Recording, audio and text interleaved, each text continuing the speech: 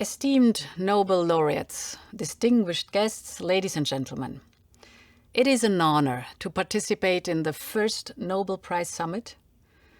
For 120 years, the Nobel Prize has been awarded to the brightest minds in each generation, in science, in literature, and in politics.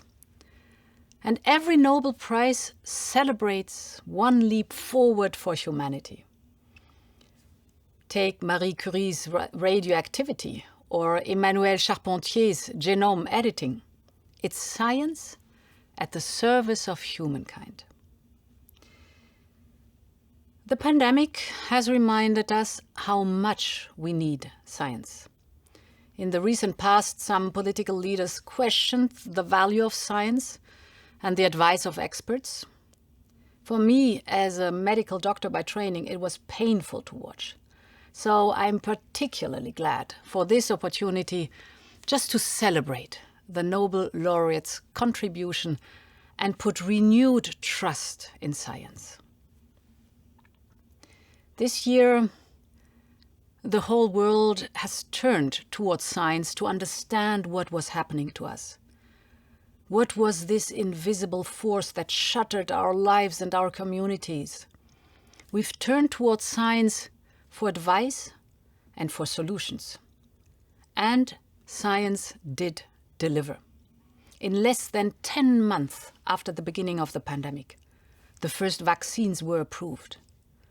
If today we have hope, it's thanks to men and women who have dedicated their entire life to the laboratory, to a career of hard work and very often little recognition. The world owes you. And I will not forget how much the scientific community has helped us in the toughest moments of this year. In the early days of the crisis, I met regularly up to today with a group of scientists chaired by virologist Peter Piot. Working with them reminded me of a phrase I first heard when I was a medical student in Germany. It's a quote from Rudolf Virchow, a 19th century physician who authored a seminal study on epidemics and public health. And Virchow said that, I quote, "Politics is nothing else but medicine on a large scale," end of quote. And I can hardly think of a better definition of everything we've done this year.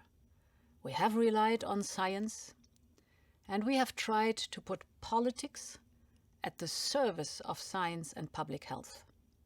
For instance, exactly 1 year ago, Europe contributed to creating the Access to COVID Tools Accelerator, the ACT Accelerator. It works for the worldwide development of vaccines, therapeutics, and diagnostics against COVID-19. COVAX is part of this initiative. It is the global facility making vaccines available and affordable to all low and middle income countries, with financing from high income countries. Science tells us that we must fight the virus in all corners of the world. And this is the only effective strategy against the pandemic. But for this, we need international cooperation. We need politics intended as medicine on a large scale. Today, I would like to tell you 3 reasons why and 3 ways how our governments need to work with science. The first reason is we need science to make sense of the world around us. Second, we need science to guide us. And third, we need science to find new solutions to the challenges of our times and to fuel innovation for a healthy planet. So let me begin with the first. Science to make sense of the world. The pandemic has already killed almost 3 million people. It's hard to fathom such tragedy and how fragile our human life can be. But science has warned us. For years, scientists have been telling us that human health, animal health, and our planet's health are one. The One Health concept. Now everyone sees this. With the destruction of forests, contacts between wildlife and humans have increased massively. Because of the loss of biodiversity, the so-called buffering species are disappearing. And new pathogens are increasingly crossing over between animals and humans. We ignored the warnings of SARS, MERS, and Ebola. So we have to change course because we have entered the age of pandemics. During this summit, we will hear from Professor Johan Rockström. He's among those who came up with the idea of planetary boundaries, 9 limits that humanity should not cross if we don't want to set off irreversible and devastating consequences. Professor Rockström, whose research we have proudly funded, is now telling us that we have crossed 4 of these 9 boundaries. So we must act now before it's too late. And Europe is indeed taking action. It is on this basis that we have built our European Green Deal. It is because we trust science that we have committed to cutting by at least 55% our CO2 emissions already in this decade, and to protecting at least 30% of land and sea here in Europe. We now want to broker the same ambition at global level at the next UN Biodiversity Summit in Kunming. This will have to be like COP21 was for climate, a Paris-style agreement for biodiversity, and science is helping us make sense of a changing world. We must listen to science. And Europe is listening. And this leads me to my second point. We need science to guide our daily work. Europe is working very closely with the 3 international panels that bring science to the table of policymakers: IPCC for climate, IPBES for biodiversity, and IRP for resources and the circular economy. Their advice has been essential to build an international consensus around our planet's state of health. It is now time to find ways for these platforms to work better together, because everything is connected. One health, one planet, one humanity. So we must also join up our work on climate, on biodiversity, and on circularity for more effective multilateralism guided by science. My third and final point is that we need science to innovate and find solutions for the challenges of our age. And this means that scientists must have the resources they need to do their job. Think, for instance, about vaccines based on mRNA. Today, it's a multi-billion-dollar idea, but that wasn't always the case. Back in the 1990s, the mother of mRNA vaccines, Professor Katalin Karikó, had a hard time finding money for her research. She recently recalled, and I quote, "Every night I was working, grant, and it came back always no, no, no," end of quote. But she never gave up.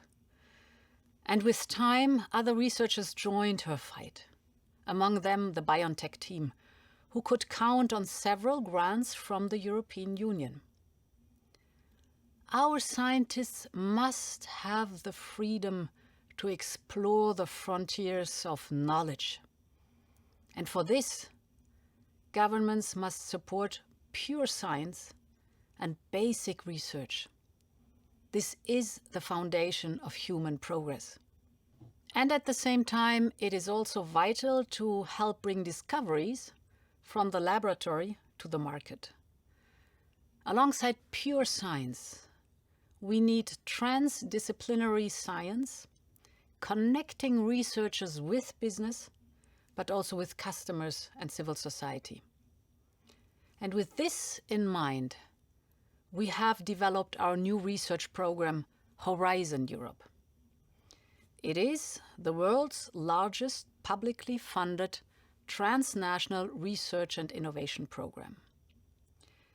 With Horizon Europe, we will also launch new innovation missions, which aim to transform the way we live and the way we do business on this planet. We envisage 5 missions. The first one is beating cancer. The second one is making Europe climate resilient. The third, restoring our oceans and waters. The fourth, 100 climate-neutral cities by 2030. And the fifth, caring for our soils. Each of them will tackle a great challenge of our times. Every mission will fund research, but it will also strive to bring new discoveries to fruition in a participative approach with citizens. And last, but certainly not least, besides the technological transformation, we need a cultural transformation too. And for this, we need to be much better at bringing science into every home and every community. We must invest in scientific education at all levels. We must help our children understand the pandemic, how it started, and how we can stop it.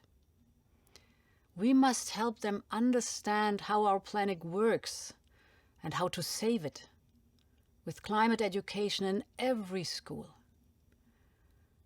A widespread scientific culture is the only antidote against a mentality that sees conspiracies everywhere. So yes, our democracies need science. And yes, we need a new enlightenment.